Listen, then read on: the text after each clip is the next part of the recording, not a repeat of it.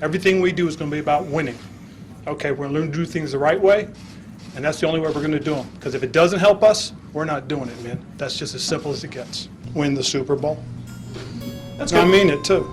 You know, one of the things that the only reason you become a head coach in this league, in my opinion, is to win. That's it. That's the bottom line. If you do it for any other reason, you're wrong.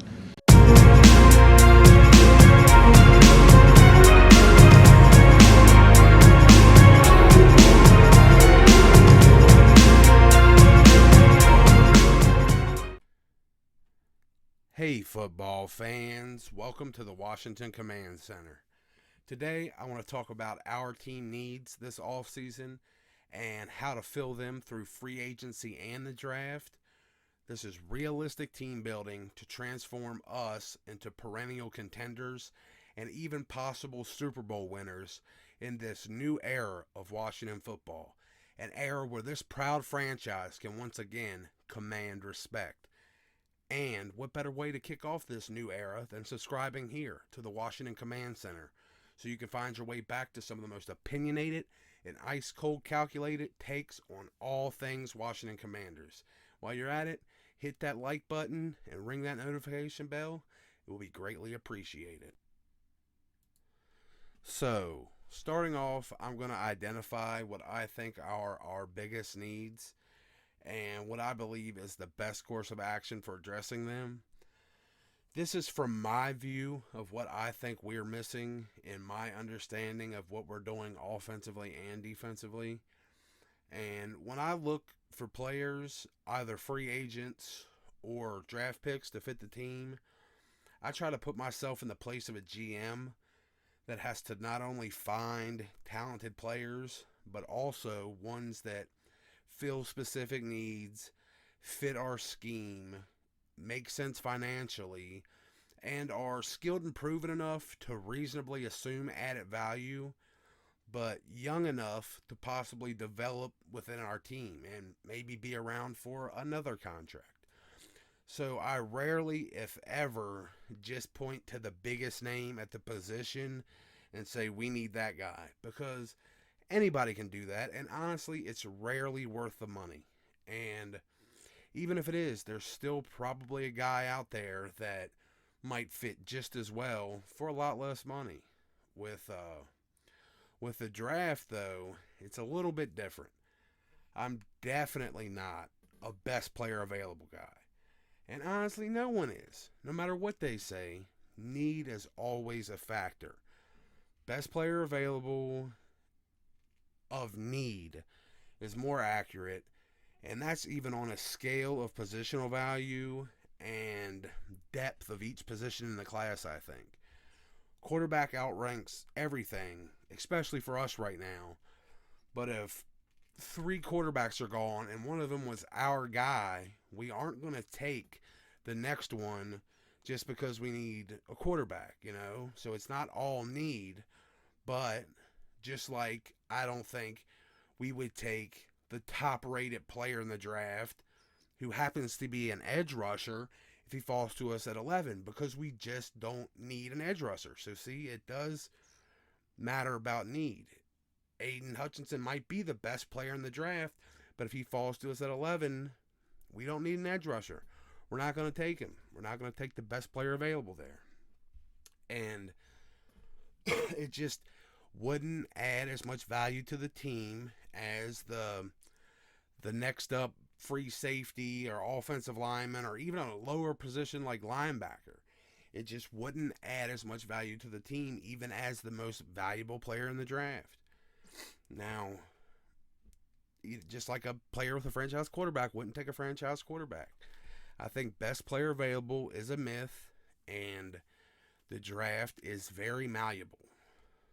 So I don't think I'll get much argument here when I say that quarterback is our number one need. So we have that. And after quarterback, even after selecting Jamin Davis in the first round last draft, we have a massive need for multiple quality linebackers. And I think this need should be addressed in the draft. The free agency class of linebackers is very weak, and I think it'll lead to some very average linebackers being massively overpaid. And I think that's a bad move, and it's very unnecessary with a draft class this deep at quality linebackers. Excuse me. I think coverage from the linebacker group is a huge problem. I think that'll get slightly better with Jamin Davis moving to the outside. More akin to the lofty comp he got, coming out of one of the top linebackers in the league, Darius Leonard. People wanted to compare him to Darius Leonard, but then we tried to stick him in the middle when we should have been playing him outside like Darius Leonard plays. But we still need help there, and we need help in run defense. And, a little extra pass rush couldn't hurt there either. So we just need a couple quality linebackers, maybe get one for each kind of thing we need there. And it might sound crazy since linebackers kind of consider it a reduced value position with the modern use of nickel formation, especially with our team. But I recommend at least 2 draft picks be used on linebacker in this draft. And honestly, as crazy as it might sound, but if we can trade back and get some more picks, maybe get 3 of them. Because I think this class has the depth where we'll still be able to grab quality guys to supplement the group well into day 3. But after linebacker, I think a quality free safety is needed to boost this defense overall. The whole production of this defense could be helped by that. And I don't think we're going to be in a spot to be able to grab one of those in the draft. I think Kyle Hamilton will probably be gone before we pick. And then Daxton Hill, he's, a first rounder, but a late first rounder. So I just don't think we'll find him in our range unless we super reach for him in the first, which would be silly. But I think there's a really good answer to the free safety problem in free agency. I also think we need to look for some offensive line depth, for a replacement for Sheriff, along with a swing tackle replacement for Lucas that could maybe turn into a, future replacement for Leno. And I think we also need a quality slot corner and or a better fit at cornerback in general for our zone scheme. And at the very end, I think maybe, some tight end help would be nice. Something to upgrade Ricky Seals-Jones as the third piece in a rotation with Logan and Bates. One good enough to step in for Logan in case he gets banged up again and we don't fall into the same situation we did with Ricky Seals-Jones just being such a downgrade. And finally, the team's mentioned a desire to add another running back to share the load with Antonio Gibson. And I've mentioned before that bringing in a bruising back could be a nice addition. So we'll keep that in mind too. So we're going to start off with free agency. And if you watch my Chumps to Champs video, a lot of this might sound familiar. But this is the abridged version, narrowing down to 4 of our roughly 9 positions in need and putting us in a better spot come draft time. First, starting out with a bargain price at $9 million in comparison to the other free agents near his performance level, in my opinion. And that's 25-year-old, 6 foot, 207 pound free safety Justin Reed for just a couple mil more than a 29-year-old Bobby McCain that's trying to fleece us for just because he got a few extra gift interceptions towards the end of the year. We could land a possible elite free safety in Justin Reed. I mean, from a pure athletic standpoint, he smokes most of the top guys at the position in the NFL.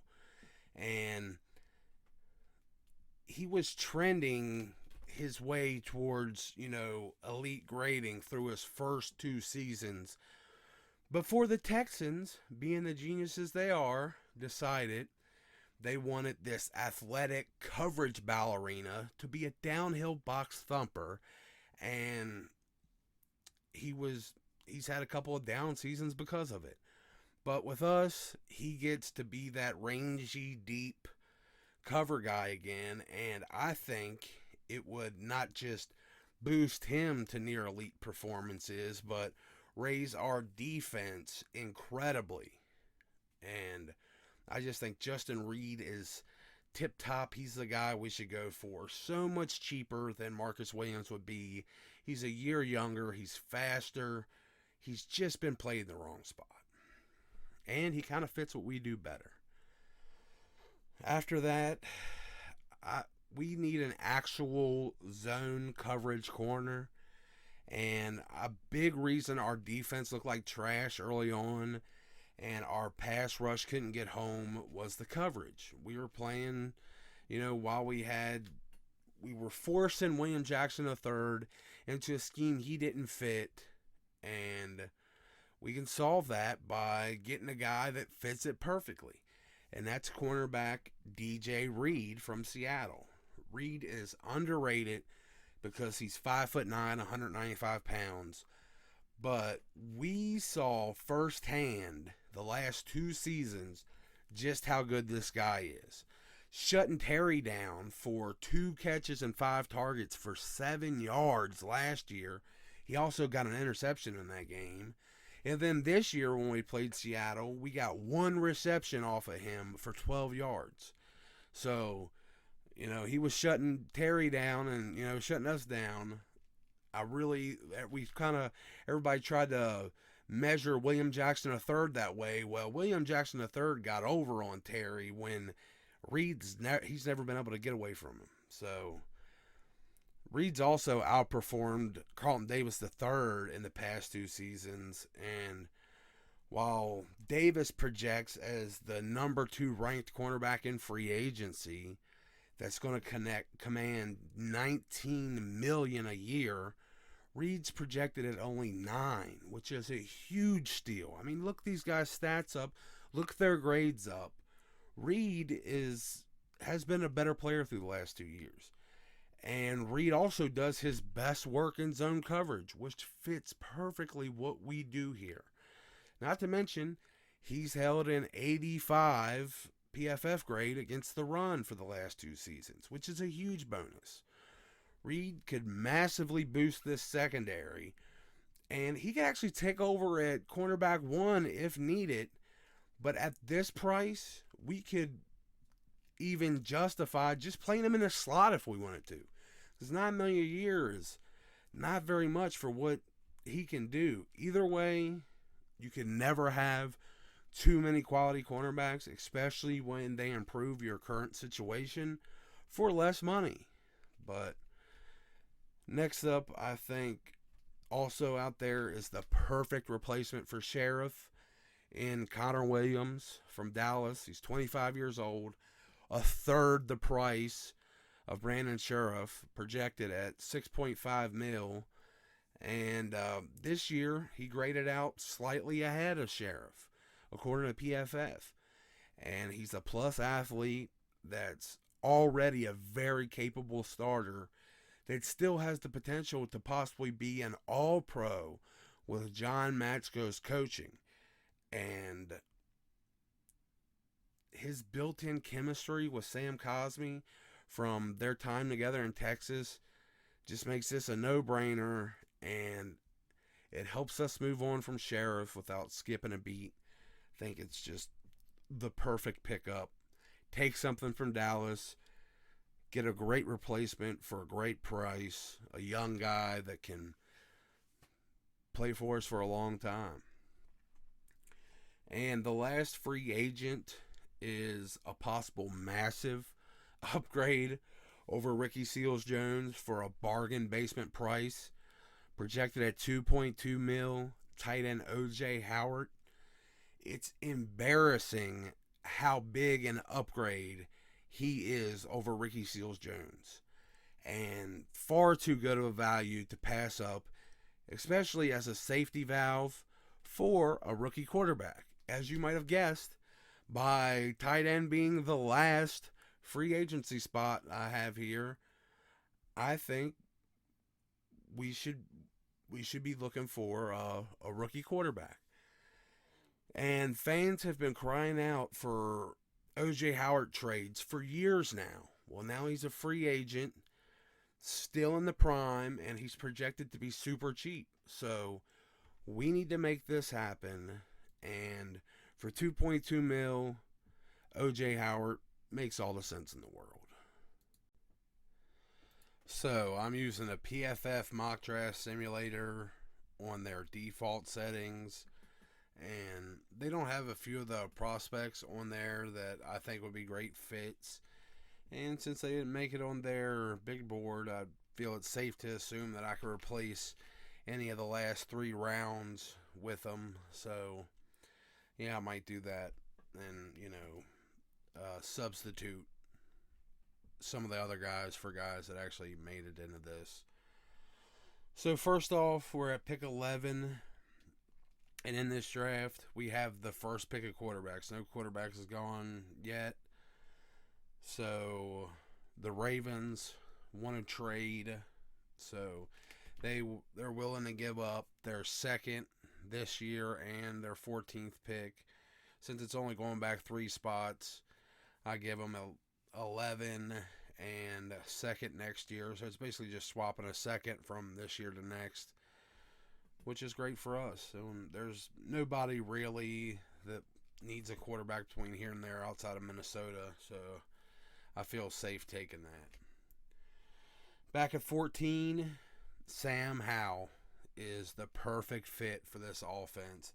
Perfect fit for the team. This guy should be QB1 in this draft, no questions asked. Austin Gale kind of broke this down, this whole quarterback class down perfectly on the PFF NFL podcast this past week when he was a guest. And, I mean, I don't want to shit on Malik Willis fans, but come on. Let's be real. Malik Willis is all projection, and his comparison to Josh Allen is shaky at best. Allen came out of Wyoming as a true junior with some signs of development, even though he was in a not so great program. Malik Willis, on the other hand, ran away from the Power 5 because he couldn't win the job over at Auburn over Bo Nix. Like, that's kind of embarrassing. Then down at Liberty, all he did was showed off that he was the best athlete on the field against lesser competition, and didn't really show much of, his progression as a quarterback down there. You really haven't seen much to show that he's getting better at quarterback. Sam Howell, as a true junior, has showed a lot of promising things, and this guy's balled out when he's had the talent around him, and he was projected as a freaking number 1 overall pick coming into this season. When he had all of his weapons around him and he could showcase his talent, he looked like a number 1 overall pick. And he's just shown far more high-end potential over 3 years than Kenny Pickett has in 5. And even with Pickett having a better season this year, it's taken him 5 years to get there, whereas Sam Howell, his freshman and sophomore season were far more impressive than Pickett in his second senior year. And Willis has shown elite, that he has more elite physical traits, but he just doesn't have the progression. And this whole quarterback class was up in the air this year, and with all of them having fairly disappointing seasons, Sam Howell is the only guy that actually has reasons instead of excuses. You know, for his first 2 seasons, he looked like the number one overall pick. Then he lost all four of his main weapons to the NFL. And then once that happened, the coach completely changed his offense to try to cope with that. So he lost all of his weapons, then had to do a new offense. And he just put the team on his back and he tried to elevate the whole team. And I don't think he played bad. I thought he looked great. He brought more to our attention that he could do than we had previously seen. And we just don't see that blend of high-end ability and development with any of the other guys. Yeah, Malik has more physical upside, but hasn't shown any signs of progression. Yes, Pickett looks more polished in his 5th year, but this is Howell's 3rd. Pickett has never flashed the elite play that Howell already has. So, in my opinion, Howell is far and away quarterback 1. I think the Baker Mayfield comp is the laziest comp ever. It's based solely on physical appearance. I think with Howell, you get a quarterback that's a blend of Russell Wilson and Tim Tebow. And I don't mean that in a bad way. Mike Renner made this comparison. He's made the comparison of both. But I think he's got the arm talent of Wilson with that escapability that he uses to make plays, but he's not quite as fast as Russell Wilson. And when he gets into the open field, he's almost like a fullback, like Tim Tebow, with high-end contact balance. Now, some people are doubting his mobility will translate, because how they view his speed. But Tim Tebow's mobility was the only thing that translated for him. And it could be a similar situation like that. And Tebow was just bad at quarterback. Sam's not. Howell has an actual elite arm talent and passing ability. He had that .48 force missed tackle rating, which is just too good not to translate to the NFL. I mean, look at Howell's former teammate, Javonte Williams, who had that same exact .48 force missed tackle rate on the same team against a lot of the same competition just a season apart. Now, Javonte carried right over into the NFL and led the league in forced missed tackle as a rookie. Now, I think Howell, he might not be that great as, one of the best rookie running backs in the NFL at the time, but his mobility will still translate. And we get that for 1 first-round pick instead of the multiple for trading for some of these guys. We get it on a rookie deal that will help us retain all the talented players we have with upcoming contracts. And we also get a game-breaking 20.2 yard average per connection with Diami. That's going to elevate Diami to a legit high-end wide receiver 2 while being, something he could lean on and start right away. So we get a quarterback in the first round that we can start right out of the gate, I think. And with our projected easiest strength of schedule, we're going to be able to get 10 wins at least out of this season with a rookie quarterback, with everything he's got going for him and how much he's going to elevate the team. So we could end up, instead of trading for Russell Wilson for multiple first-round picks, we could spend 1 first-round pick and end up with a guy that could come out and have a very similar career path as Wilson. This guy could potentially be in the Super Bowl in the next 2 years with what we're going to be able to build around him, the kind of Legion of Boom type defense we're going to be able to build through the draft and through free agency for the length of his rookie contract. It's just the best possible move to make.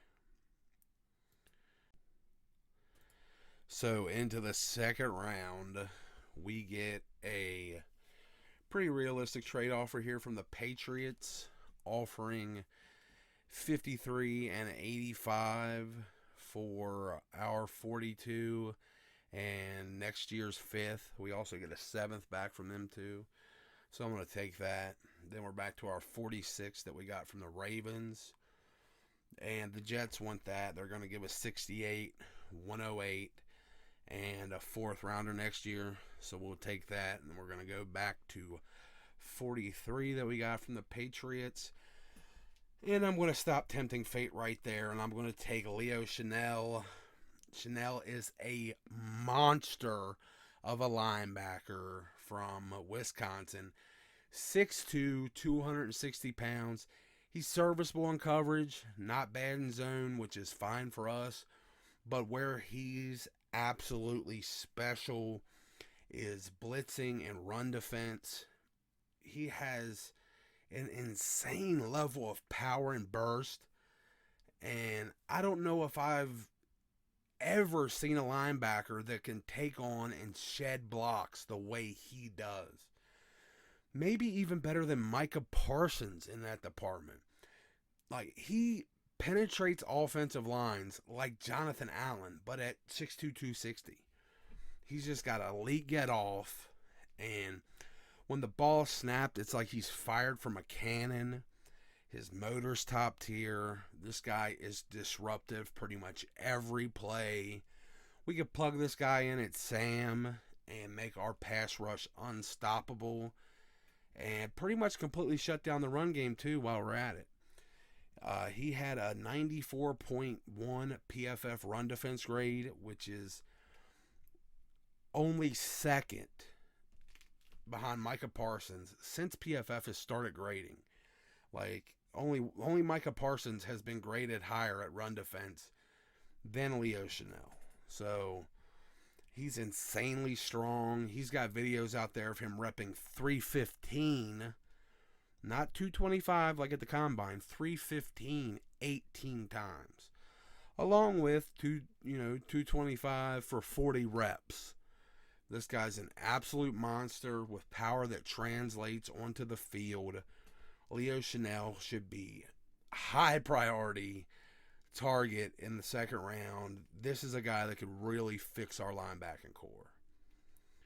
Then back to 68, Jalen Petrie from Baylor. And we took care of free safety and free agency.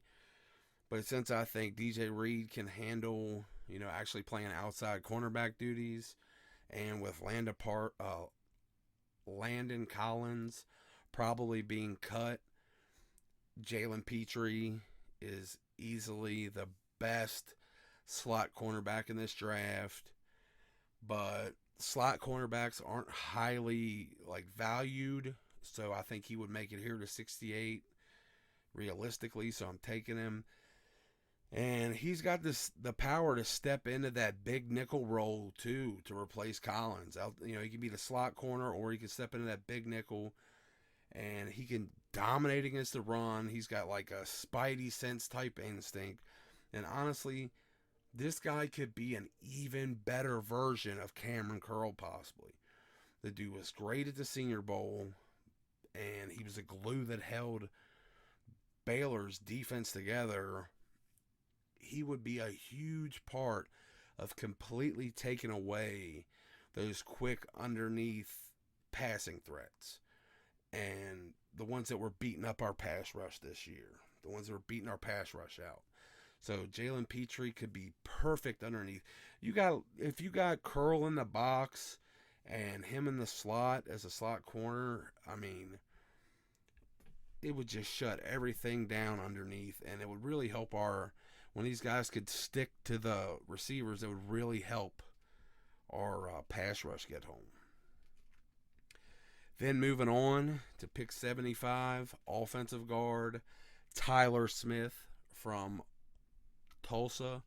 Now, he's an offensive tackle, but he's projected by most people as a guard, and he's a mauling guard. He's got a nasty streak, which is my favorite type of guard.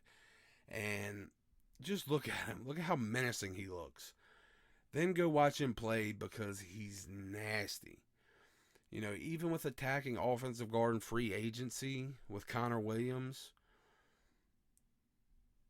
and with the fact that Smith's getting a lot more buzz now, I think he's still so raw as a pass blocker that he's gonna make it here in the draft. Just similar to how Kendrick Green did last year, who was one of my favorite guys in the draft last year. He was a mauler, and he ended up going 88 to the Steelers. But if we could get Smith here at 75, it would be amazing. He's the kind of prospect that Matsko could mold for the future.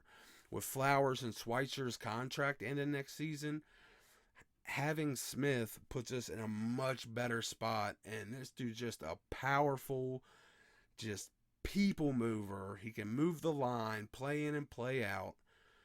He would be a great guy to be developed by John Matsko. Then on to 85. PFF actually has this guy listed as a cornerback, but Jojo Domann is a linebacker. I know he spent most of his time in the slot.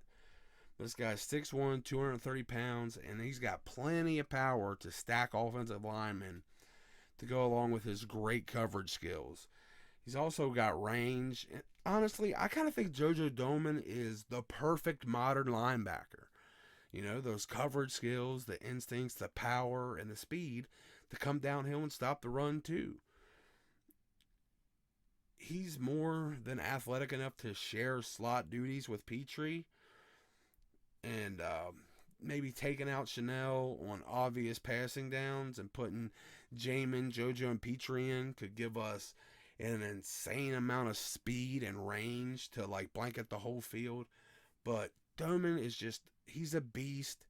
Like I said, we needed to add multiple linebackers, and him and Chanel are the perfect yin and yang to really fill out this linebacking core and just give us everything we need.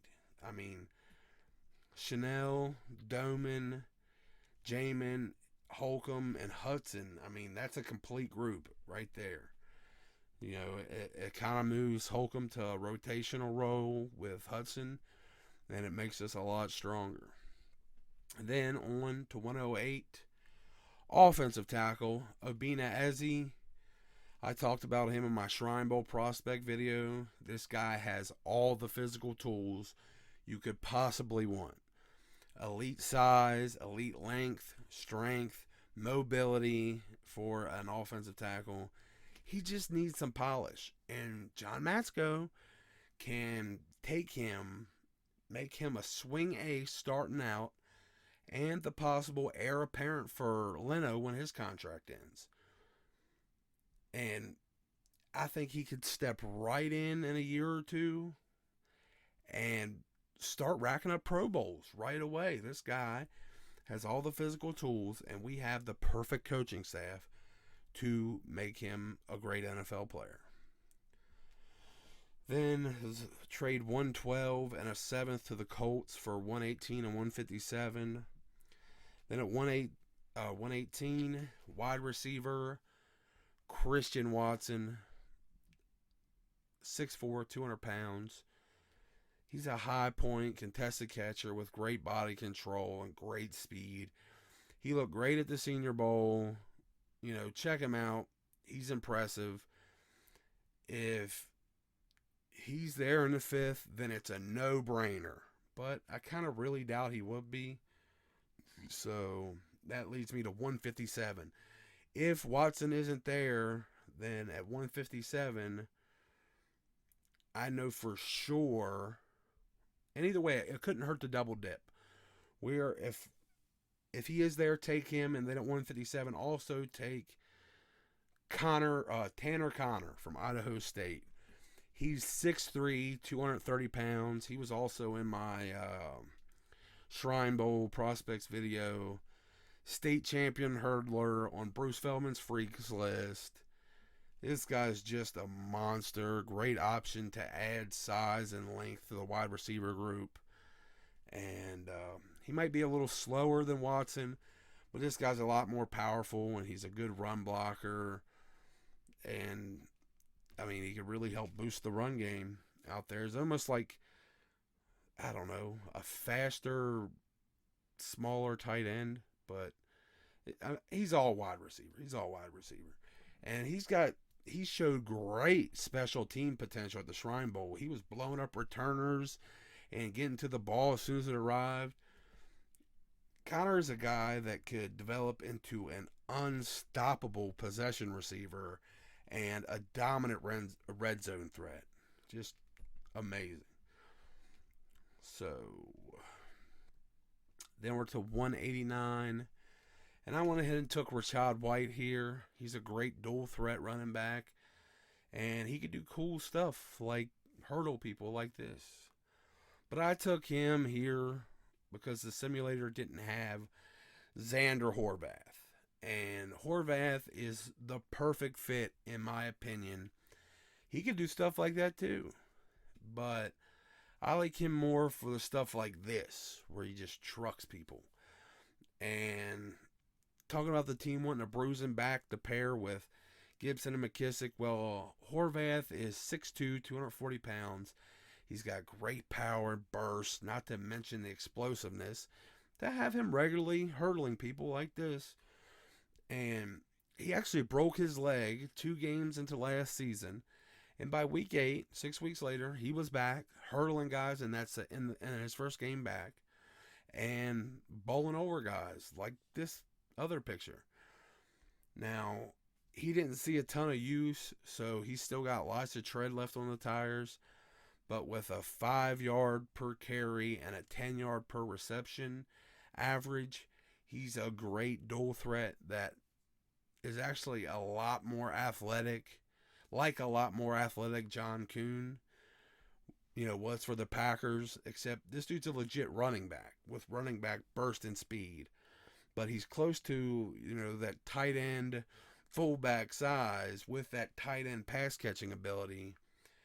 And going after him in the draft makes perfect sense in a division where we have to worry about Micah Parsons for the next 5 to 10 years.